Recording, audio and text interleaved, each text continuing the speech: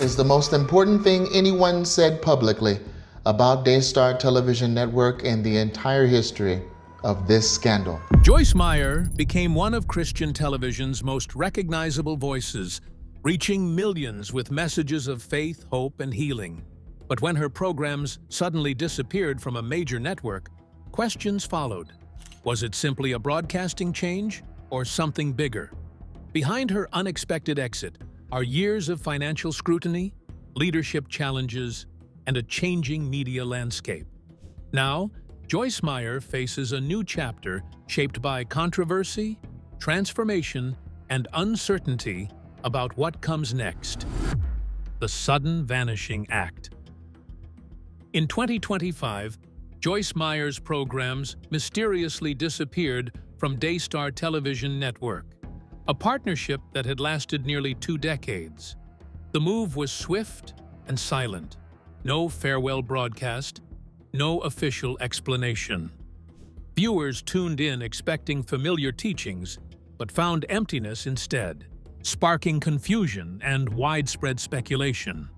This sudden exit felt like a door closing without warning, leaving many to question if the ministry's golden era had ended. For a figure as prominent as Joyce Meyer, known globally for her televised messages, such an abrupt silence was unexpected. Daystar had been one of her largest platforms, delivering her message directly into millions of homes. Losing this access was more than just a programming shift. It struck a deep chord with followers who had trusted her guidance for years. The disappearance raised urgent questions. Was this a fallout? A calculated retreat? Or something more complicated? No detailed public statement clarified the reasons behind the vanishing act. Fans and critics alike searched for answers amid rumors and emerging controversies surrounding the network. The lack of transparency only heightened intrigue, fueling discussions about internal disputes or other challenges lurking just out of sight. It became clear that what appeared to be a sudden change was likely connected to deeper troubles. Within ministry circles, there was acknowledgement that Joyce Meyer Ministries had to immediately rethink its strategy to continue reaching audiences in an increasingly digital world. The loss of a trusted television platform kind of forced a pivot toward other outlets, because honestly, there was no real choice. While the shift opened up some opportunities, it also threw the ministry into new kinds of problems, reminding everyone that influence in faith-based broadcasting can never just be assumed as secure, not even when it feels familiar. The emotional fallout from the sudden disappearance was felt pretty hard among the devoted followers. Lots of people shared sadness and confusion. They missed the steady presence of Joyce's teachings in their day-to-day routines. Some also worried about the ministry's future and whether the message could stay steady in a media world that changes fast and faster than most expect. That quiet goodbye left a gap that was difficult to patch.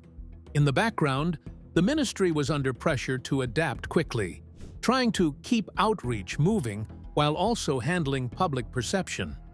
It felt like a real moment of reckoning, as if everyone was being tested. Can Joyce Meyer Ministries actually thrive outside the familiar and trusted networks it had relied on for so long? The question stopped being only about broadcasting and became more about survival in this newer media age. This turning point was a strong reminder that even the most influential ministries can get hit by sudden, jarring changes. The ministry's decades-long partnership with Daystar was reaching an end, but what came next would end up being just as important in shaping Joyce Meyer's legacy and resilience. Understanding this disappearance requires a look at the turbulent environment behind the scenes at Daystar, where leadership controversies were quietly unraveling and setting the stage for seismic shifts. Behind the scenes at Daystar. Daystar Television Network, once a cornerstone for many Christian ministries, faced growing scrutiny and internal conflict by the mid-2020s. Allegations of leadership failures, financial mismanagement, and mishandling of serious abuse claims surfaced, casting a shadow over the network's reputation. These issues sparked public outcry and damaged confidence in the organization's governance. The controversy intensified when reports emerged accusing Daystar's president, Joni Lamb, of failing to respond adequately to abuse allegations involving family members.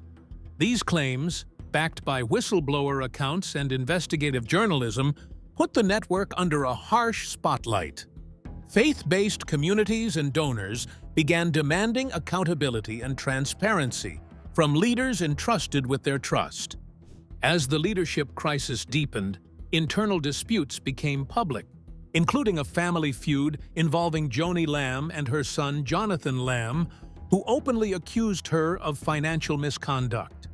Court documents and media coverage amplified the turmoil, painting a picture of a fractured and beleaguered organization struggling to maintain order. This discord eroded Daystar's credibility among viewers and partners. The timing of these revelations lined up almost exactly with Joyce Meyer's departure, and a lot of people started to wonder if there was a connection there. Since Meyer has long advocated for abuse survivors and also for accountability, questions popped up about whether continuing with Daystar had become a real dead end. And for a ministry that talks so much about healing, integrity, and restoring people, staying on a network that was getting hit with accusations of ethical lapses felt like it could easily lead to reputational harm. Even though Joyce Meyer Ministries was never directly named in any wrongdoing, the association itself started to get more and more complicated. The network's instability didn't just sit in the background either. It threatened to take over the conversation, and it risked alienating supporters who care a lot about openness and trust.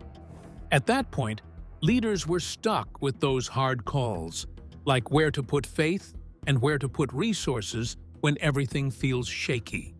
Daystar pushed back on many allegations, saying their executive compensation and financial practices had been checked with independent review.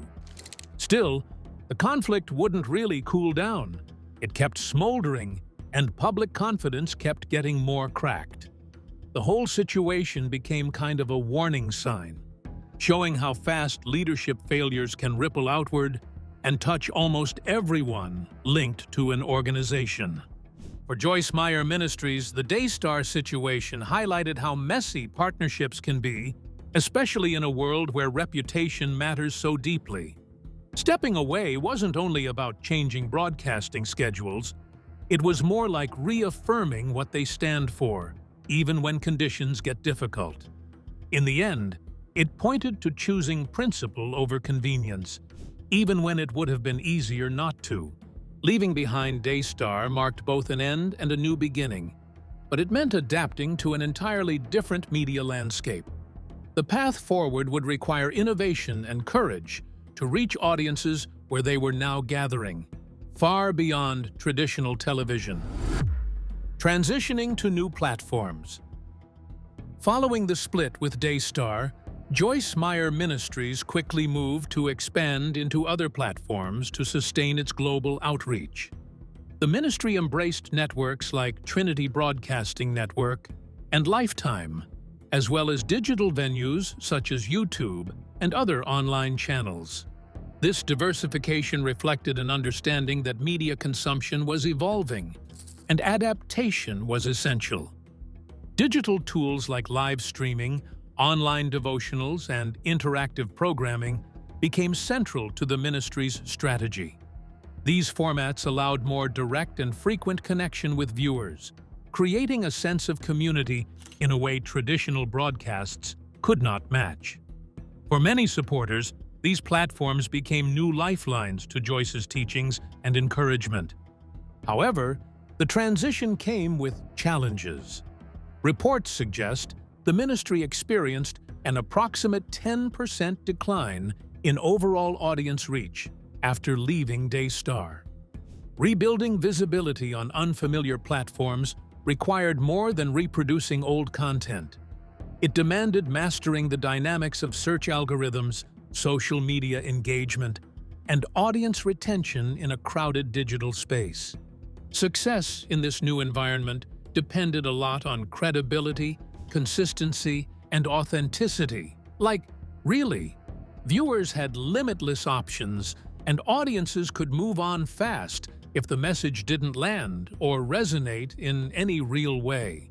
Joyce Meyer Ministries put a lot of work into building those qualities up while still protecting the integrity of its message, even as everything around it kept shifting. At the same time, beyond just changing media plans, the ministry also dealt with pressure to strengthen governance, transparency, and accountability. Financial reforms that had been put in place earlier helped set the stage. But rebuilding public trust still felt like an ongoing job. Leaders had to make sure their day-to-day actions really matched the values they preached on screen and also in print. Then there were the financial realities, which never really stopped being complicated. Shifts in donor behavior and wider economic fluctuations meant the ministry had to balance more outreach with responsible stewardship. And keeping humanitarian projects going, like food programs and addiction recovery, asked for careful management and steady backing from the faithful every single time. Even so, there was one thing that stayed steady, and it helped keep audiences connected. Joyce Meyer's personal story of pushing through trauma and bringing forward hope. That storyline hit strongly across different platforms and through multiple generations. It reminded followers that even when things feel turbulent, messages about faith and healing still endure, somehow. The shift to digital and diverse channels was not just a practical move, but symbolic of a ministry learning to thrive in a new era, poised to reach people in ways that once seemed impossible. The childhood that shaped her. Before Joyce Meyer became a household name in Christian broadcasting, she carried a heavy burden shaped by her early life. Born during World War II, her family's world shifted dramatically after her father returned from military service. His personality became controlling and unpredictable, transforming the home into a place of fear and pain rather than safety.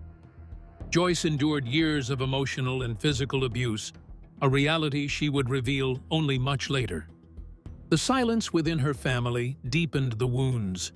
Her mother, overwhelmed and fearful, did not intervene, leaving Joyce to face her trauma largely alone. This isolation compounded her feelings of shame and worthlessness, convincing her for a long time that help was not coming. School and friendships were difficult, as she struggled to trust others and felt burdened by painful messages about her value and place in the world. Despite these dark years, a small flame of hope appeared through her early encounters with the Bible. Joyce found solace in its messages of forgiveness, love, and faith, concepts foreign to her lived experience but powerful enough to plant seeds of future healing. Though the pain did not vanish overnight, this spiritual refuge offered her a glimpse of a different life, one anchored in hope. At 18, she made the courageous decision to leave her family's home, carrying emotional scars that would follow her through adulthood. This departure was not an immediate cure, but the start of a long journey toward healing and self-discovery. Over time, through faith and perseverance, she began to rebuild her confidence, financial independence, and relationships. Ironically, the battles Joyce once kept under wraps became kinda the spine of her ministry. She talked, pretty plainly, about trauma, dread, and recovery. And somehow, that reached legions of people who recognized their own mess inside her story. That openness built a special kind of bond with her audience, turning private hurt into a kind of shared restoration. At first, her gatherings were pretty small, Bible lessons with a few friends and co-workers. Still, the honesty and that careful vulnerability in what she taught drew in more and more people.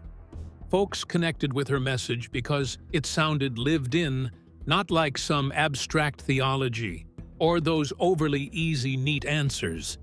When the meetings finally outgrew the house space, Joyce started taking on more public responsibilities.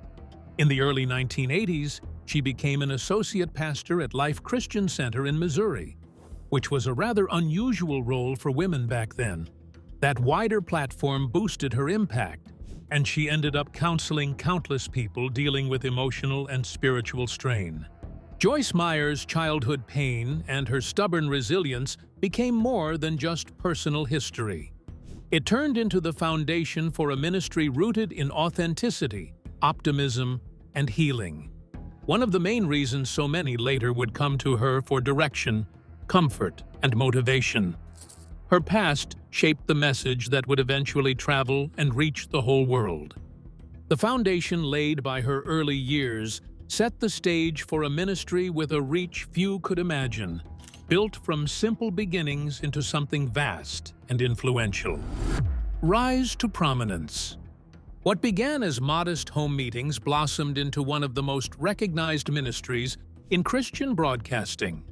Joyce Meyer steadily gained momentum throughout the mid-1970s as word spread about her straightforward talks on faith and healing. Her willingness to speak candidly about her own struggles helped break down barriers for many feeling misunderstood or overlooked. Unlike many contemporaries, Joyce never presented herself as having all the answers. Instead, she shared lessons learned through hardship, offering practical counsel grounded in personal experience. This candor struck a chord, leading to steady growth and a faithful following eager for her relatable messages. Her influence expanded significantly when she took on a pastoral role at Life Christian Center in Fenton, Missouri. At a time when female pastors were still relatively rare, this position gave her a powerful voice to counsel people battling personal pain. Concurrently, a 15-minute weekly radio program began to introduce her teachings to a wider audience, generating an overwhelming response from listeners. By 1983, the syndicated radio show Life in the Word had taken off across the Midwest. 2 years later, in 1985, Joyce Meyer Ministries was formally established as an independent nonprofit organization. Starting with limited resources, the ministry relied heavily on listener support, which gradually grew to fund staff expansions, outreach efforts, and larger projects. A turning point came with the release of her teaching series Battlefield of the Mind. The material addressed fear, anxiety, depression, and negative thinking, topics often avoided but desperately needed. The success of this series led to a book of the same name, selling over 30 million copies worldwide and firmly establishing her as a leading voice on mental and emotional health in Christian circles. Television further accelerated Joyce's reach.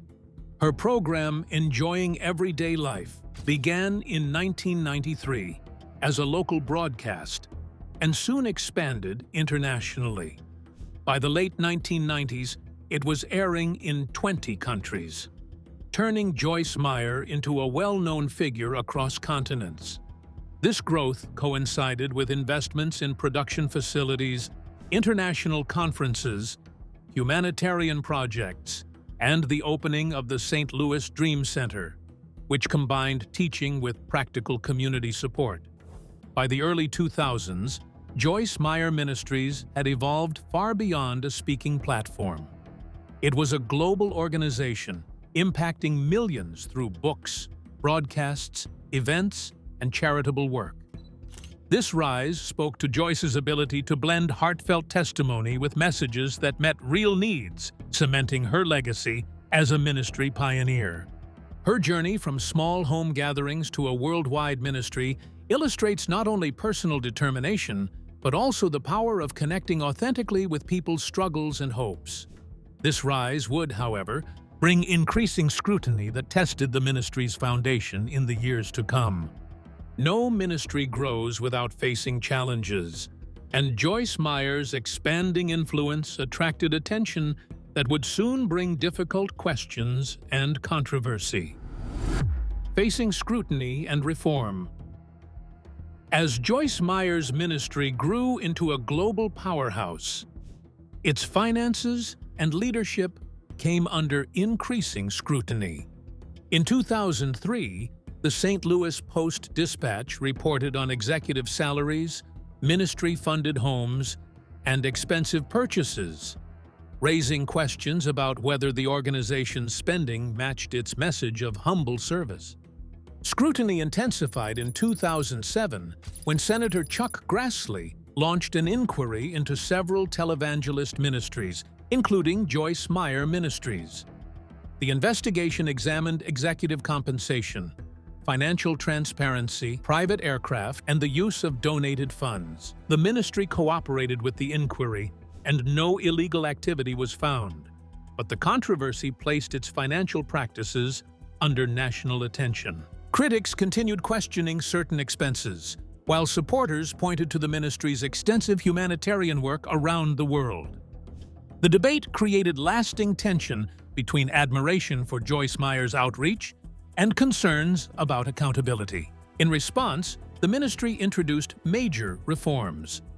In 2009, Joyce Meyer Ministries joined the Evangelical Council for Financial Accountability, committing to stronger financial oversight, independent auditing, and greater transparency. Leadership was also expanded beyond immediate family members. These reforms marked an important effort to rebuild trust while allowing the ministry to continue its global religious and humanitarian work. Keeping trust was not a quick fix, at least not in any simple way. There were reforms that had to keep going, and you could see it in the everyday running of things. For a lot of supporters, and also people watching from the sidelines, confidence seemed to depend not only on what was written in reports, but on steady moral guidance from leadership, sort of like you notice it over time, not just on paper.